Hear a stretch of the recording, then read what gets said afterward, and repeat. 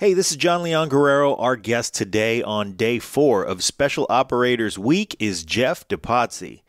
He's a Canadian Special Forces Tier 1 operator, specifically a JTF-2 sniper assaulter.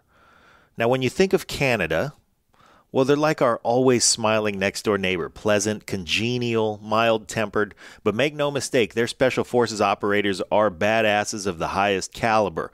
Consider that Canada has been with us in every Joint Task Force peacekeeping mission, and they've stood shoulders up with us in the War on Terror since 2001. That is, from the very beginning. So they're in it for the haul, and their grit is forged in the cold. But they can do it in the desert, in the mountains, and everywhere in between. Jeff is himself an expert in tactical shooting with a pistol, the carbine, the shotgun, and the sniper rifle, multiple disciplines of martial arts, piloting a variety of aircraft, skydiving and paramotoring, and that's exactly what it sounds like, open water scuba diving, and high-speed pursuit and evasion in or on anything with wheels. 2 wheels, 3 wheels, 4 wheels, more wheels, anything. He's also a Cisco certified network professional, so he can jump in on the target, destroy the building, hack the servers, and get the hell out of there before anybody knows what hit him. Jeff is now the co-founder and the chief course architect of The Process, and you can find them at thespecialforcesexperience.com. The Process takes usually high-performing, conscientious individuals in the first place and elevates their awareness and capabilities by putting them through the kind of limit testing experiences born of the circumstances that special operators find themselves in during training and on missions. They call it post-traumatic growth, PTG, and it is, as far as we can tell, the most advanced form of working out. That's tearing the muscle to build it up. In this case, the muscle is one's resilience, decisiveness, resourcefulness, and ability to lead by collaborating in ways they never knew. This is why we love special operators, and why we're celebrating Special Operators Week, and why Pete is diving in the water this Saturday for the Coronado Swim to support the SEAL Veterans Foundation. If you want to support Pete and the SEAL Veterans Foundation, go to sealveteransfoundation.org. And if you're in the San Diego area, go see Pete in that Sunga Life Sunga at Coronado Island this Saturday. It'll be a terrific event. There will be a lot of inspiring folks there. You're going to love it. Of course, we also support Save the Brave, and you can read about them at savethebrave.org. Scott Husing is on the board of Save the Brave, and we're behind the work that they do 100%. I will be joining Pete and Scott next week to record some shows, but I'm sorry to say I will not be at the Coronado Swim on Saturday.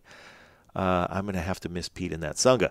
I'm wrapping up an 8-week body composition challenge at Diablo Barbell and going in the dunk tank on Sunday. I will reveal the results of that challenge on Monday's episode, so stay tuned. And that may or may not be good. Anyway, as always, if you want to share your goals or your fitness progress or how you're inspired by our presentation of these Special Forces guys, leave us a comment on YouTube or on our website or wherever you listen to us. While you're at it, give the Break It Down show a 5-star rating and write us a little review. We would appreciate all of that stuff. Now, combining 2 of our favorite topics, the wisdom of people who have called upon themselves to do something remarkable, and finding a new level of performance in a second chapter of your career. Here's our guest for day 4 of Special Operators Week, Jeff Depatie. Lions Rock Productions. This is Jay Moore. This is Greg Proops. This is Jordan Harbinger. This is Dexter from The Offspring. This is Nathan This is East. Sebastian Younger. This is Rick Marotta. This is Stuart Copeland. This is Mick Gillette. This is Andy Summers. Hey, this is Skunk Baxter. This is Gabby Reese. This is Rob Bell. Hey, this is John Leon Guerrero. Hey, and this is Pete A. Turner. This is Jeff Depatie from the Special Forces Experience, and you're listening to the Break It Down Show. And now, the Break It Down Show with John Leon Guerrero and Pete A. Turner. If I'm not mistaken, you are the first non-American operator that I've had on the show. I'll have to think about that, but I believe you're the first one. So welcome to the Break It Down show. This is Jeff. He's a badass, but he's a badass from Canada, which makes him still a badass. And I love to talk to operators because you bring a unique and tactical sensibility to the world. Guys like us who've been in the field a lot, who've been shot at for a living for a long time, there's a practicality, there's a tactical reality, and we're the kind of guys that can sit in a boardroom or in a high level conference or a staff meeting, with the brigade, a division, something bigger, and just raise your hand and ask the most simple question, because we're the guys who have to go do that shit on the ground. So like when they're like, "Hey, Jeff, you and your team are going to go out and hand out radios," like, well, who says these guys don't have radios? Or I'll give you an example. I was asked, "Hey, Pete," kind of a hidden, like, dangerous question for me. "In that valley you work in, what's the most prevalent TV channel?" Kind of a test of my knowledge. And I was able to come back with, "There's no electricity in that valley. None." Ground truth. These ground truth moments, yes, exactly, are critical for what we do. Talk to me a little bit about your path to get into what basically you told me off mic was it's essentially the Delta Force for Canada, which is high praise. And that doesn't take off anything from recon or Rangers or SEALs or SF, but they're, different teams, different jobs. Talk to me a little bit about what you've experienced and how it was getting there. All right, Pete. Well, before I get going, really, I want to thank you for the opportunity to be on your show. Okay. Oh, my pleasure. And the next thing is, being from Canada probably makes us more badass. Yeah. I come from a unit called Joint Task Force 2 or JTF2. That's Canada's national mission unit, whether that's domestic or abroad. Yeah. And when I say like Delta Force, that's for the American audience to kind of vector in and say, okay, where does he kind of fit in the military scheme of things? And as you know, once you start getting into that realm, you kind of move out of the military and I don't want to say transcend out, but like you're working with in your country, CIA, NSA, right, all over, you know what I mean? So it kind of moves out of just the military. But yeah, I would say for broad brush purposes, that's kind of the unit I come from. Yeah, let me give the audience some clarity too, because maybe they still don't quite know. If you think about the CIA, they find something out. They need someone to act on the intel that they get. In the case of the U.S., oftentimes that is the Delta Force guys. That's their primary job. They're considered to be, at least again, from the U.S. point of view, they're considered to be assets that are always in a time of war. So they're funded differently. They're provisioned at a level that's completely different than basically any other unit, because they are doing some of the most tip of the spear work that there is. So Canada certainly has a version of that. You need to have something you need to have something, an action based on the intel that you collect and whether that's going and getting someone and rescuing them from a terrorist abduction situation or something else. You have to have guys that can do these kinds of things. Here's what I know about Delta Force guys in general and SEALs and Green Berets and, kind of secondary.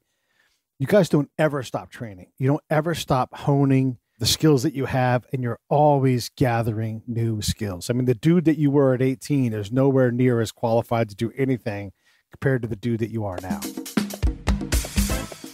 Hey, this is Pete. Real quick, I just want to let you guys know we are proud to announce our official support of Save the Brave, a certified nonprofit 501c3 with a charter of helping veterans with post-traumatic stress. Here's how you can help. Go to SaveTheBrave.com, click on the link on the website, and my recommendation is this. Subscribe. Give them $20 a month. You've got subscriptions that you can turn off right now that you're not using that are $20 a month. Swap that out. Get involved. Let's help these folks out.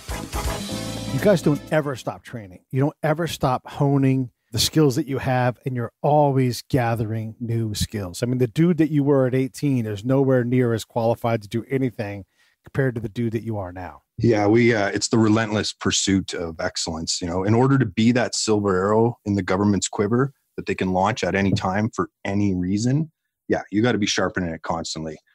And it's done in all kinds of ways, small, trivial training, all the way up to the best assets that, like in the States. I'll just speak to that. Like, you guys have every kind of asset there is that we can tap into, and all kinds of training all over the world, every experience. Your operator needs to be able to go into any situation and handle any situation. So, good luck training for that. Yeah, I mean, good luck indeed, right? So you guys can find Jeff on Instagram at Special Forces Experience. At Special Forces Experience, you can also go to his website, specialforcesexperience.com. What he and his bros do is they take high performing men who want to have like an immersive situation. You know, it's not Green Beret camp, but it's the chance to stress yourself out in a positive, healthy environment with this kind of a context. So that's their main business. So definitely go. I think you'll like what you find at specialforcesexperience.com. We would define it as an immersive growth experience for high achieving men. So don't just think it's just an experience like the military. The idea that it's divided up into 4 phases, it's spread out almost a year, and it's designed to deep dive into your personality and your behavior, along with having a really great experience that's totally tailored towards men from roughly 25 up to about 55, usually a little bit older. Their bodies can't handle it. I won't tell anyone that their body can't handle it, but the truth is it's pretty vigorous. And then younger, they're usually not open-minded. I don't want to say they're not open-minded, but their minds aren't really prepared to grasp the magnitude of what's about to come. Yeah, I think you're exactly right. We are right around the time that your episode posts, we'll have a guy named Rob Owens, who is probably the fittest 67-year-old man you're ever going to encounter. He was a Air Force PJ. And for those that don't know, PJs always get respect from everybody because they're a defensive special forces type asset. They come and get your ass when have your back broken and you're hanging from a tree by your parachute. They're the guys that come and rescue you. And like Delta Force, like these other forces that have to do these impossible missions, these guys have every mission, every spot on the planet, whether you're in an ocean or at the top of a mountain. When you hear a PJ is coming, you're super excited. So this is what he did, Jeff. He said, Mark Devine, who runs a BUDS prep program, he's a SEAL commander himself, 95% graduation from BUDS if you go through Mark's program and you graduate from his program first. As a 66-year-old man, Rob went through and passed. And he's like, yeah, I thought I was going to die. I was never going to quit. They were going to have to put me in a body bag. And I'm like, dude, you have kids. You're a grandpa. You have a family. Does that make any sense? And he's like, no, it doesn't make any sense, but it is how he's wired. You know, so yeah, it's interesting you mentioned the wiring, Pete. Uh-huh. When we were building the program, we started questioning men from all over to discover their wiring, if you will. You know, what's missing in your life? What do you like in your life? And then started digging into the research, the science of it. And it just turns out that a lot of men, most men, usually because we're testosterone primary, love adventure, discovery, truly seeking out hierarchy, you know, how we fit in, not like rank, but hierarchy. Like, how do I weigh up against the next man? And it's amazing what that drive can lead people to do. It's amazing, such as the 60-year-old getting through the Bud selections or Kokoro, whatever one he did with Mark.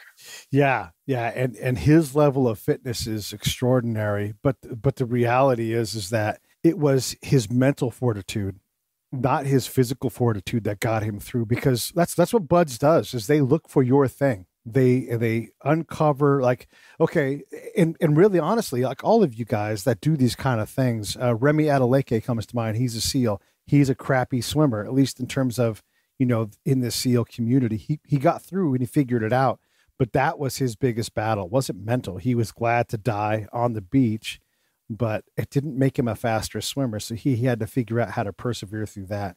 What would you say is your thing with that? I mean, it's obviously not going to be running or whatever, but when do you have to dig into that unknown part of your brain where Rob Owens talks about the voices that normally silence you have to scream at you because you're defying them? Okay. Well, it's interesting you mentioned swimming, because you can train for it, but physiologically you can be terrible at it. And physiologically, my body, I have heavy bones, I have low body fat. Right.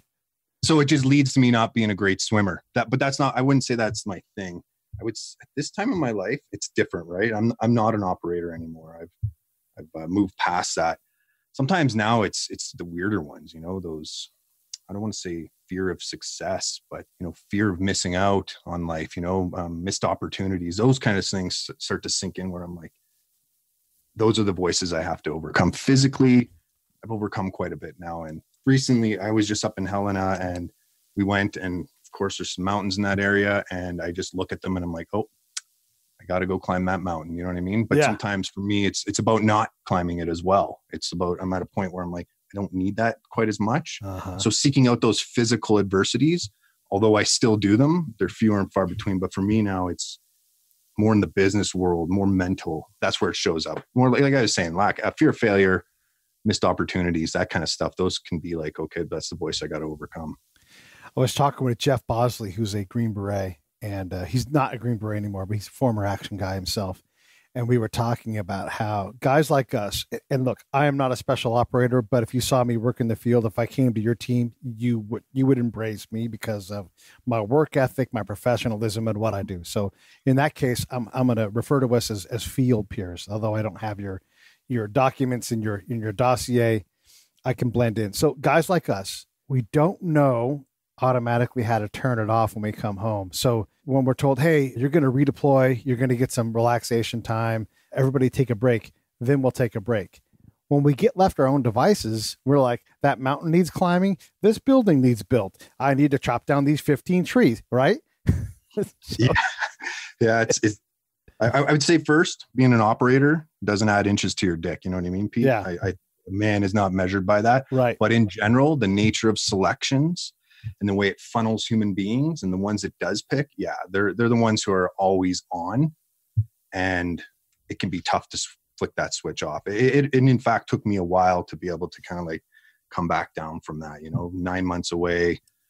You know, it is, you show up to work every day, you have to be on, you are performing. The man next to you needs to count on you for everything, whatever you're sent on at that time, you got to be able to deliver. So you have to be always on. It's true. The term that we use on our end is we call it, like if you come to a new place, you go through a murder board, and you have to show that you have the credentials to work with this team. They have to know they're going to rely on you. So you're always performing that role of, I'm reliable, you can count on me, I'm going to come through, I'm not going to quit. And in the big Army world, if you work for the 82nd Airborne, they just outwork problems. Whatever the enemy's doing for 20 hours a day, the 82nd will do it for 22. And it just, so if you leave at 12 hours, 7 days a week, 12 hours, they call you half day. Hey, what's up, half day? You're like, Jesus Christ, I worked out. Yeah. It's always a challenge with the high-paced units. It's been a while since I've been in the reg forces, so I can't speak to what it's like now, but is recognizing we do need to be able to switch this off.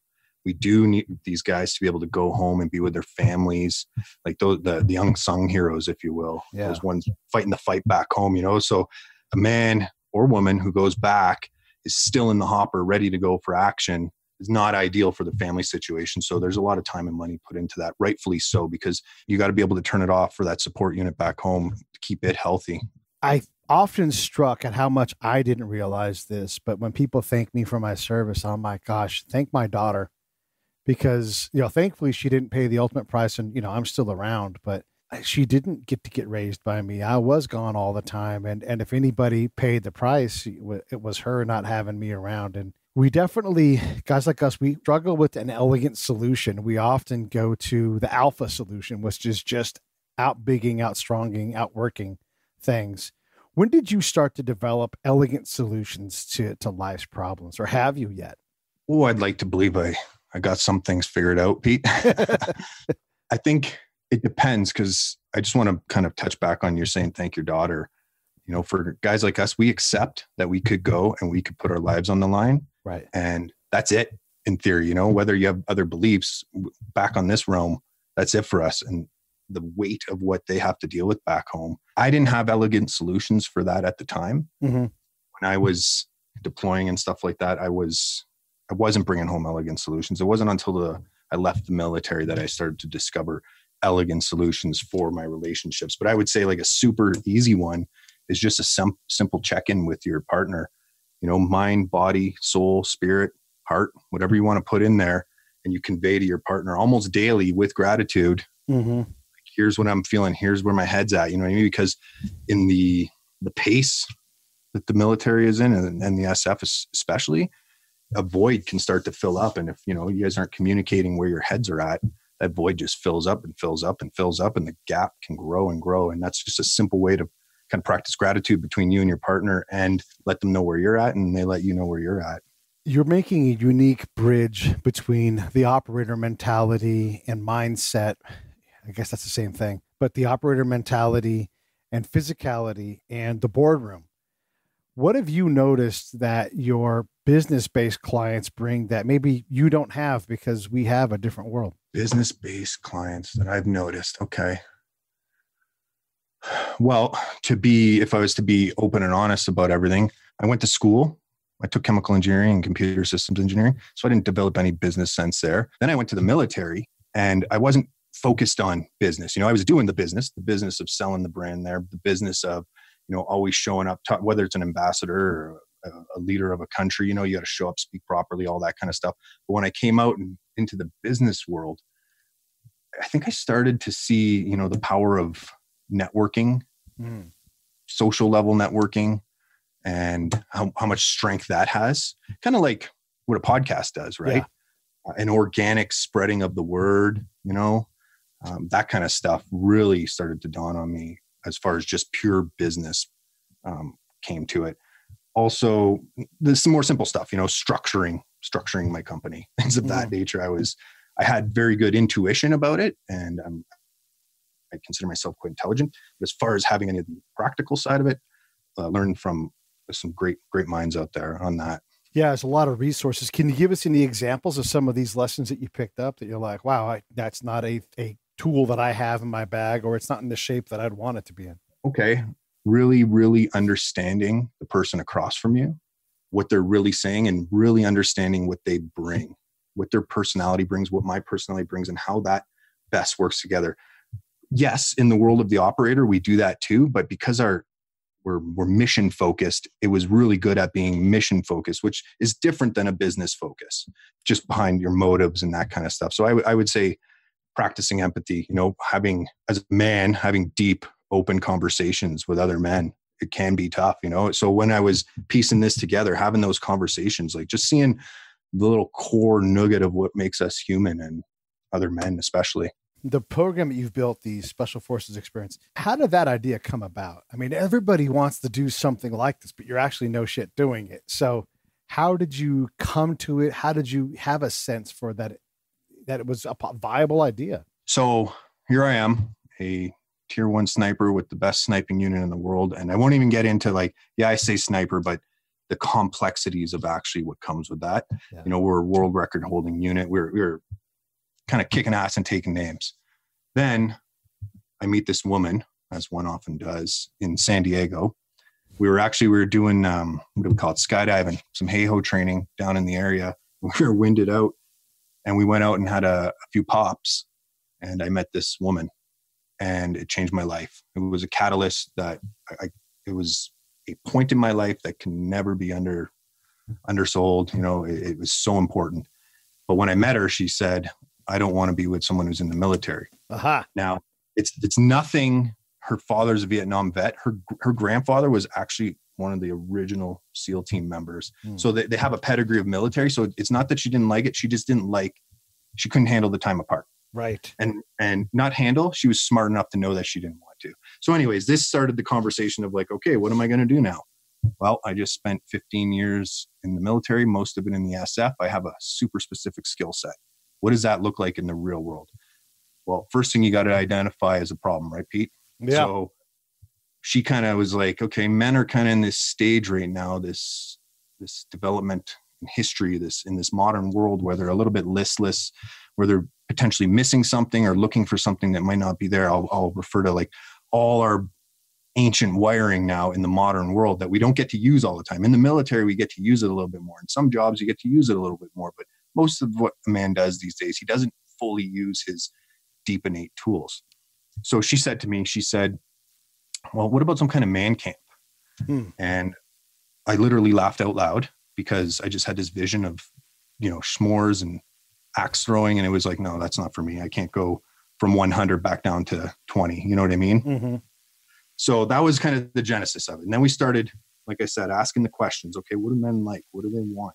Ask their wives, what does it look like your husband's missing? What's not being indulged? And then we went to the research of why. And we started piecing this program together. And it was kind of cool because it was like, okay, it's going to look like this. And then it's going to look like this. And we just kept layering things on and spreading out the time.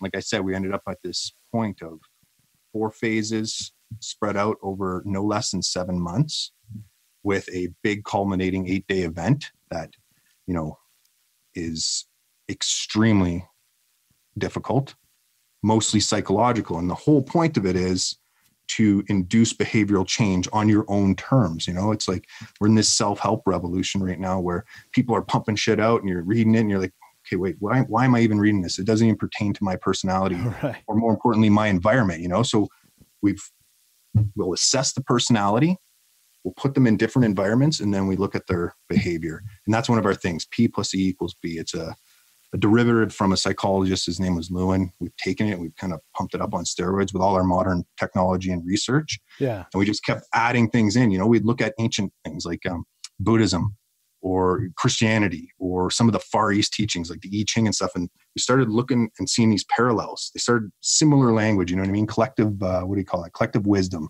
Right. Over thousands of years of observation, people have seen things.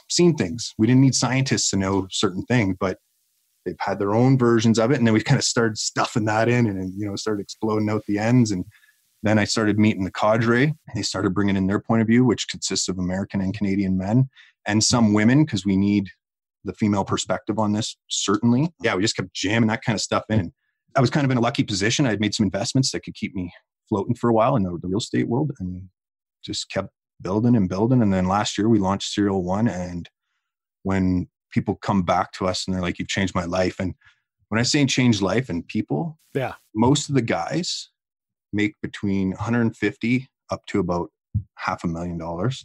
They're all intelligent. They all support their communities, do community work. There's a few on the outside of this because we did take some young men who they're just not, you know, they're on their path. They're just not there yet. And every single one of them has come back. And the reward for us is that we revectored them a little bit, not all of them drastically. You know what I mean? That's not what we're here to do, because we're here to take guys who could just use a little bit of a shift, you know, in their values, their outlooks, whatever it is, their purpose.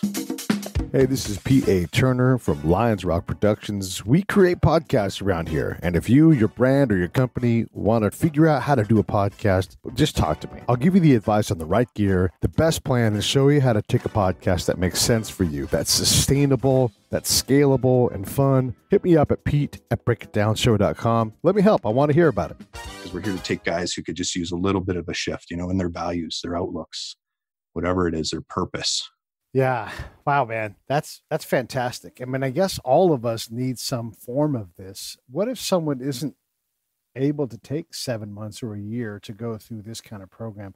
How does one, you know, microdose this thing and get what out of it they have time to do? Because, you know, we got kids, we got bosses, we got commutes, and it's like, hey, I'd love to take time off to go to man camp and get some s'mores and some push-ups, but reality is I can't do that shit. Okay. I hear you loud and clear on that one. So that's kind of what the overall thing of this is. So I'll do a quick explanation, then I'll give like a hot tip, as it were. Okay.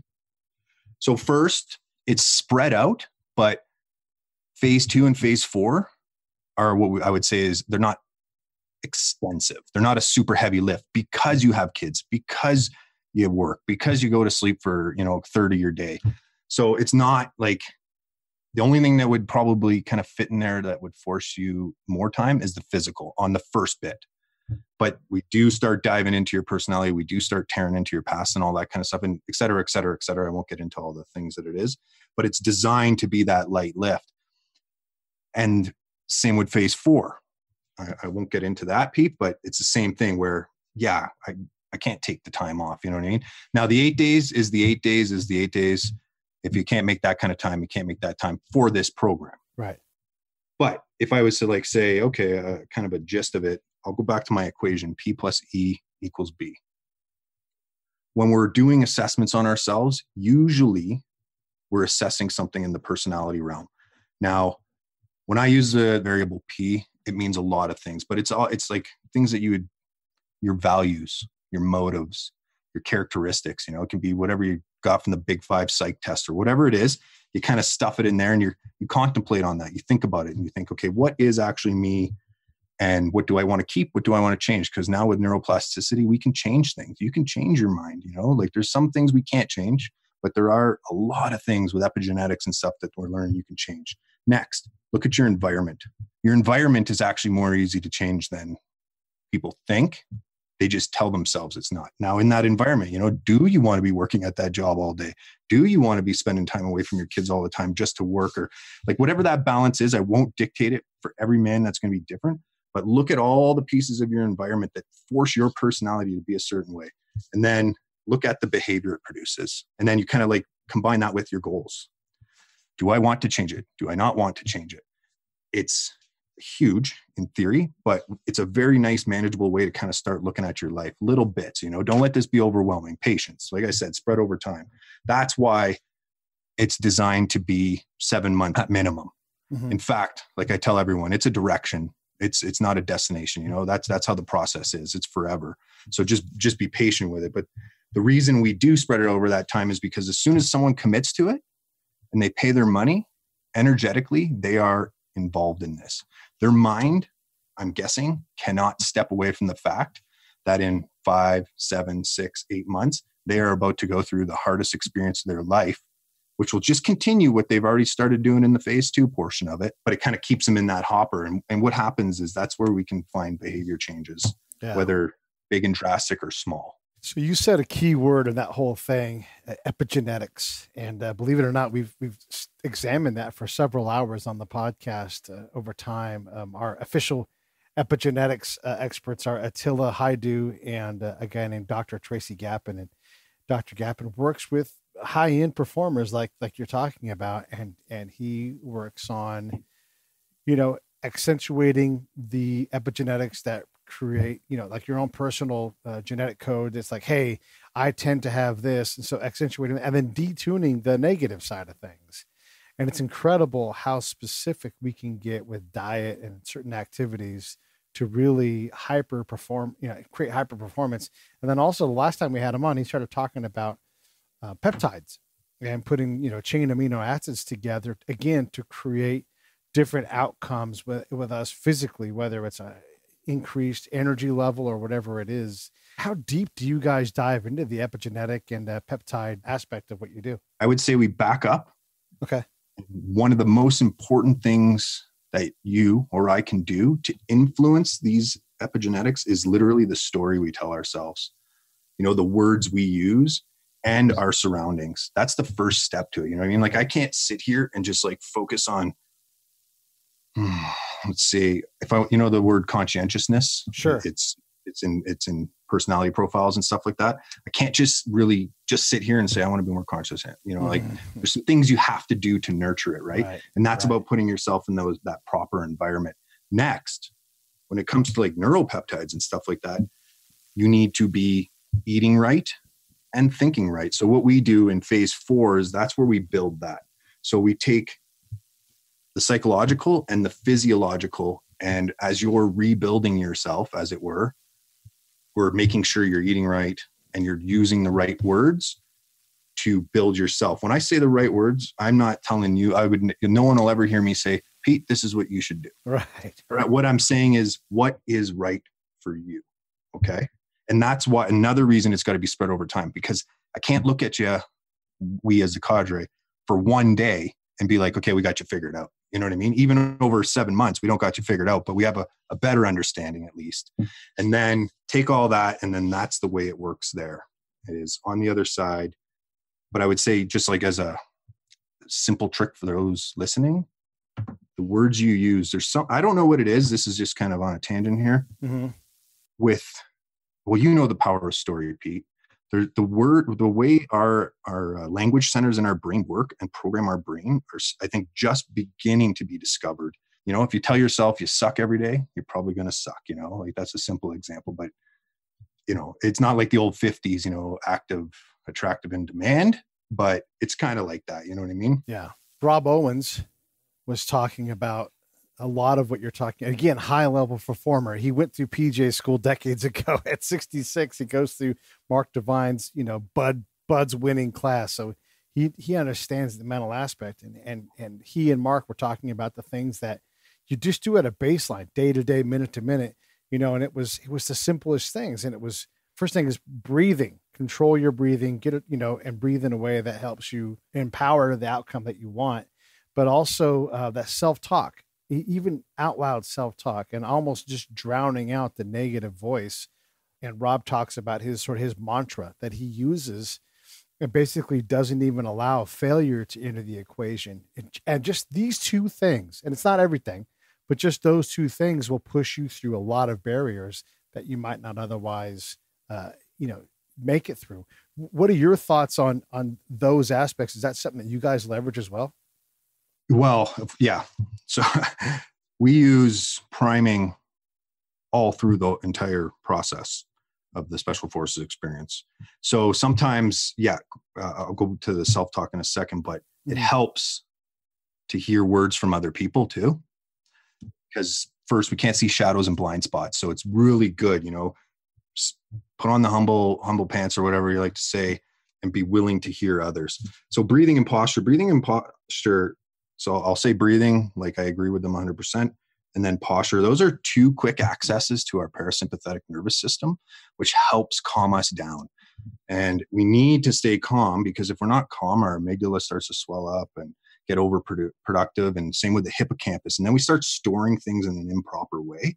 So with breathing and posture, like that chest out, not too proud, not arrogant, but that's kind of a good way to calm and also release some endorphins to help you feel good. Then self-talk, I would take it to the next step, something called implementation intention. Self-talk's good. I really do believe in it. But I think you take it to the next step.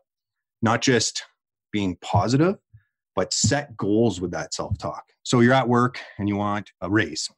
Mm-hmm. So you're like, okay, next time I see my boss, I'm going to ask him for a raise. I'm going to ask him for a raise. I'm going to be confident when I do that, all that kind of stuff. But take it to the next step. Say, when I see my boss at the water cooler, I'm going to say this, this, and this, and I'm going to be this, this, and this. Maximize as much as you can with that self-talk, because visualization is a very powerful tool. No secret. It's been out for a while. Why not use it? Practice. You were in the military. Remember rehearsals, rock drills, Oh, yeah. Yeah. Go through it. One thing I will say, though, is failure. I don't know how they define failure, but to me, failure is only if you don't learn from your mistakes. Yeah. So don't be scared to put yourself in positions to fail, because that's where you're going to learn. You know what I mean? And I wasn't listening to them. And I know you just kind of briefly said it. That's how I feel about it. Yeah. I think they would say the same things. I think we're talking about the same constructs. I mean, because absolutely, I think the next thing out of Rob's mouth was, small goals, because what he's talking about is in that moment when your body is telling you to quit and your brain is starting to go, your mind and your brain are starting to agree with your body. What steps do you take to force yourself to get into that last 20% of your capability, and really push through, We had one of our candidates, he didn't make it through, but he realized very quickly he hit a wall. So that's what you do, right? You hit that wall and you're like, oh boy, I'm overwhelmed. I'm physically tired. I'm psychologically drained. I'm at a wall. You look at that next pebble, you move to that pebble, and then you see that stick and you move to that next stick, just bringing it down to those micro moment by micro moment things to talk yourself through. And the more those micro moments you face in life, the bigger that gap gets, right? Your mind is ready for the big cognitive load. It's ready to handle the big cortisol dumps and stuff like that. Mm-hmm. That's why you go into these things, so that the next time it happens, your body's like, I've been here, I can handle this. Yeah. You push that barrier more and more. Pro athletes are really good at it. High-end operators are really good at it. A lot of military people there's a lot of people in different realms that are really good at it. And it just helps to go outside of your own realm and do it. You know what I mean? If you're always running OCRs or whatever it is, go somewhere else. Go give a speech somewhere or something. Whatever it is that kind of gets that pang of terror in your belly, and it'll help it grow. Yeah. And again, I keep bringing it up, right? It's fresh in my mind because we were talking on Monday, but it's the same thing over and over again, like finding that wall. And that I'm really a big believer, Jeff, in finding where the work is, right? It's one thing to have outcomes and have no idea where the sticking points are and know that you're going to hit them, but finding that point where that sticking point is. And if that wall is your sticking point, let's say it's breaking a 5-minute mile. Well, you're going to get there by banging into that wall enough that fear is no longer a problem, and whatever the solution ends up becoming, whether it's just powering through it or starting your run a little more calm, whatever maybe it's a meditation phase before you go out and try to crack that 5-minute mile. You've got to find that wall so that you can start to work on how do I get around through over blasting this wall out of my way. And you have to have the ability to withstand. I like to call it miscomfort. It's just a comfort that you don't know. And once you get past it, next thing you know, you're running a high 4 mile instead of a low 5. Yeah. Obviously, eventually, there's a reason there's steroids out there. Things like that. There's just so much your mind and your body can do. The body, like the male, I'll just speak of modern male, is an apex predator. We have been designed through millennia to be fast and strong and many, many great things, but we all have a wall that we'll never get through. My thing now is like, do I need to get through that wall? Right. Does that make me happier? Does that make me better? Is that more servitude to the community? You know what I mean? Like sometimes I find people go down paths and then they get there and they're like, oh no, I came all this way. Was it worth it? So if it's worth it, keep breaking those walls. Of course, if that's what you want to do, I'm 100% for getting to the next level. That's what I do that too. But now I just find myself very careful about where I'm going to vector that energy. Yeah, I agree. And I think that's the elegance that comes from us guys who are no longer in the field and we're trying to find a new way to do, because what you're doing now, I would imagine, is harder than any aspect of becoming, the warrior that you were. I mean, it's one thing to stay up all day and then run all night and do all these things, but to not have a syllabus, to have to go out and pitch people and develop a marketing plan and deal with all these unknown things, all this fear to get a business going. Boy, I know this is true for a lot of the guys I've talked to. There are plenty of times when we start our businesses that we think I'd rather be in combat than have to go through this. Yeah. Especially once you start down the rabbit hole, you're like, you discover how big it is, right? You talk about marketing. There's a reason there's marketing professionals. Yeah. I'm just so thankful my wife is one, but 100%, it just seems easier. That's what you train for forever. You know what I mean? Then you step out and then you step into a whole new realm. But I think that is one thing that does come from, at least I can speak from the operator's point of view, is that you're not, you face fear. You're kind of ready to learn that new challenge. And if it's right for you, you're ready to dive head first. And you do learn a lot of lessons, from that, the field of whatever if you're an operator, an assaulter, a shooter, non-shooter, a counterintelligence guy, whatever it is, there's a lot of good stuff to take from that. When your high-end business people show up at your camp and they're like, what's the one thing? Like, I'm in great shape. I'm mentally tough. I do all these things. They have a lot of the tools already in place. What's your instant reaction, your gut on where they're going to find their struggle? Is there a pattern to these things at all? I mean, because I know a lot of doctors who spend their life trying to, not just be in shape because they know the body system, but because bending over a patient for 12 hours at a time wrecks your back. And so they've got to be physically fit to do their job for the next 25, 30, 40 years. Yeah. The high-end dudes. It's such a pleasure to talk to these guys on the phone. I love knowing that there's so many people out there that are just kicking ass so much. I would say there is, and of course there isn't. Right. Because if you look at the age spectrum, so we do take people from like that whole age bracket. Like I said, we want the full spectrum of people to show up so we can all learn from each other in different ways. The older guys definitely have more trouble with the physical stuff than say a younger guy, right? Their bodies are just not as resilient. But the older guys are a lot better at they're more empathetic. They're better with the team stuff. They've been leaders before. But what they don't have the ability to really understand or practice fully for, I don't think, is just how much we're going to rob their nervous system before we actually even go to work. All the little psychological tools we use to prime them before that they can't even get around because they don't know they're happening. Mm-hmm. But when they show up, so what happens is we had this mass exodus on day, give me a second here, on the on the third day. Okay, so it starts at day 0. Everybody just left. Already by this point, they've all failed many times. But something happened, and I think it's something to do with their serotonin or something. I'm not 100% sure. There's no more of that positive self-talk left, really. And if you haven't been past that wall, it's very hard to go past that wall. But in that exodus, there was no real rhyme or reason. Like, we had one guy, 6'4", 300 pounds, made of muscle, national rodeo champ, just a monster of a man. And then, you got the little dude, $120, soaking wet, and everything in between. So there was no real, other than that. I think people are shocked, especially people who aren't used to hitting that wall. You know what I mean? Like, it's one thing to be in training and know you're going to hit a wall. But when we're introducing walls all the time, all over, it gets tricky. You know what I mean? Yeah. It's really easy to get defeated if walls keep coming up everywhere. Like, I just got done hitting the wall.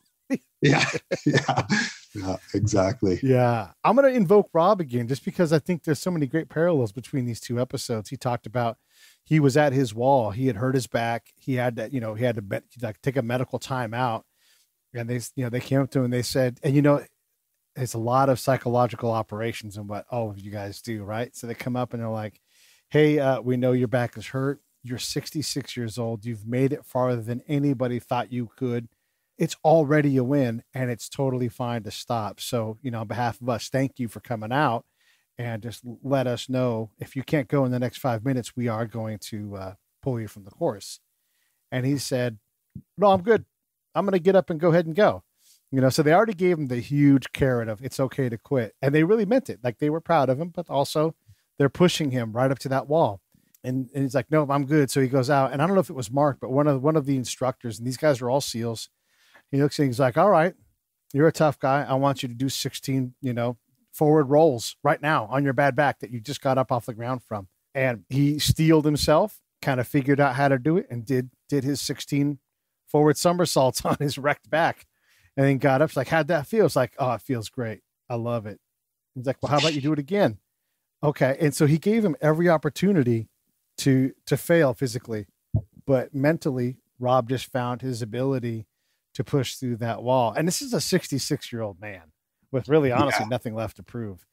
And it's remarkable. Well, it's kind of interesting because in those moments, like I said, I don't know SEAL Fit and Kokoro, but I can extrapolate a few thoughts here. I have one of the cadre, he's an ex-SEAL member, and he's worked on Kokoro. And so I know some of the parallels there. You have one choice while you're there. You know what I mean? Mm-hmm. It's quit or keep going, quit or keep going. And in that, there is a bit of almost serenity or something. I don't know what it is that people find where it's if you get used to saying, I'm going to keep going, it just gets easier and easier and easier. You know what I mean? I'm not saying there isn't like Rob, like he's got to weigh things, mm-hmm. I got my family, I maybe only have, hopefully for his sake, 30 more good years or something, but you got to weigh those options, but there is only one decision, quit, keep going. And it's amazing what happens if you can, like the person you become if you don't quit.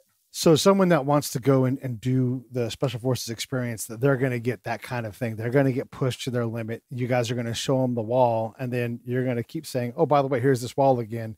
And then as they blast through that one, you're bringing up another wall. These guys want this experience. They want this challenge to really find out what their potential is. What are some of the wins that come out of this? Like, these guys come back, obviously they're going to say, oh my God, worth all the money, the experiences of a lifetime. But what are the actual like KPIs for these guys when they go back? Are they performing at a higher level? What do you have for us? Okay. So I'll just go back to the wall. So it's not just about putting up walls.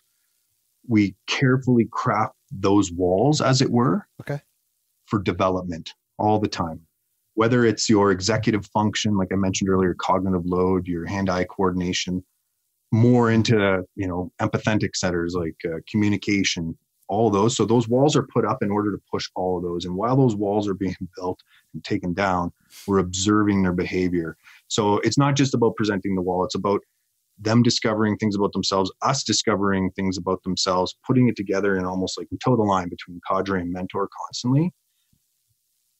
A of pushing with suggestions. Hey, what do you think about this kind of stuff? You know, and at the same time, trying to definitely have them fail at the wall. Right. Men love to taste defeat. So some of the wins, we could say improved relationships. So improved relationships, like there's some broad brush ones, like just changing lives. A lot of them, they went back and they started a new business. They've begun a charity. You know, they were in the hardship. They're like, because we forced them to figure out their values, and we have a lot of tools to do that, because that's a big one. Figuring out your values isn't, 10 minutes with a piece of paper. Yeah. Then they go back to their lives, and they're with the tools, they're able to, like I was saying about vectoring, what is the direction I actually want to go that best suits my makeup? Yeah. And then, together we kind of do that. So everyone who comes out, they're invited into our mastermind. It's organic, no extra costs, no agenda, but it's just about good men being together with growth mindsets and pushing that. So a lot of guys are getting a lot out of that. We're bouncing business ideas off each other, relationship stuff. I think it has like the ability to be very empowering. And what's been very surprising is even people who quit early on get that. There are a few that were more psychologically damaged than others, but that's why we have a really good decompression program and a really good, what we call self-construction program following this, so that it's good to get that psychological dip, because that's, if you pull out of it right, that's exactly what post-traumatic growth is versus, potential PTSD. It's about doing it right. I love it.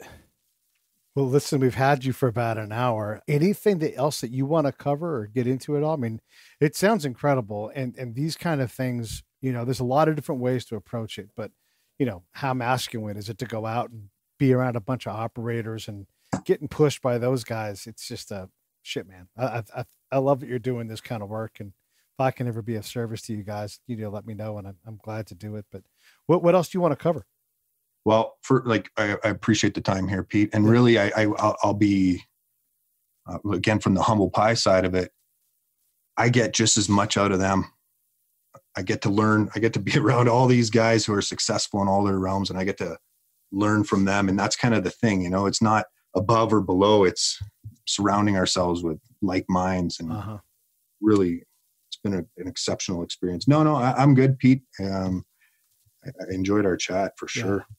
You're 100% right. I learned how to become an excellent combat spy because I got to hang around with a bunch of people that had done the job. And even if they were bad at it, I got to watch them be bad at it and go, okay, less of this, more of that for them. And then also for myself, teach myself the same lesson. And hearing, I learned so much from just exchanging that conversation and my own brain hearing me teach somebody else. I'm also like doubling down what I understand about it. So I get that you get a lot out of it, and it must just be an incredibly fulfilling environment to work within. It certainly is. It certainly is. It's been a pleasure so far, and there's some exciting, super exciting things in the hopper. We're shopping around right now. Networks want to turn this into a show of some sorts. We're just trying to figure out where our values align with that in order to continue spreading the message and not just, kind of make it another show that's been done already in this realm. When I say realm, I mean like of the military flavor. Sure. Hey, so one of the things I often do with all of the operator crew is I always offer a chance to ask me some questions, since we've shared a lot of field time, not together, but we've been to a lot of same places, that kind of thing. Is there anything you want to ask me? Well, I was curious, from our chats before, I never really found out if you've been part of the, modern Iraq, the modern Gulf War, Kurdistan, anything like that. You do any participation there? Yeah, quite a bit. I've been in, I would say maybe over half. Yeah, I think I could say over half of the provinces in Iraq. And I don't include Kuwait in that, but for sure I did some work in Kurdistan that primarily I never talk about, but some very interesting time trying to understand not only threat, because of course there's always that's important, but understanding the nation building aspect of what we are trying to accomplish. So yeah, I've talked to thousands of Iraqis, Yazidis, all of them, everybody. Yeah, it's such a dynamic landscape there with a billion complexities. One day, and if I'm down in your area, maybe we'll get together and have a beer and talk offline. For sure. Yeah, I'd love to do that. Hey, everybody, this is Jeff Depatie. You guys got to check out specialforcesexperience.com. You can find them on Instagram, and just these mindset things that we bring to you guys, we bring them because we're all out there fighting in the same kind of fight. And whether you choose to find your walls through Jeff or through somebody else, just know that there's a lot of this development stuff out there that's not bullshit. It's these aren't coaches that are 22 years old. These are people that are professionals. They've hit the walls themselves. They've had to get around them in some way. And so I know you'll enjoy Jeff. And again, Jeff, thank you for coming on, and come back anytime. Let's talk again. All right. Thanks, Pete.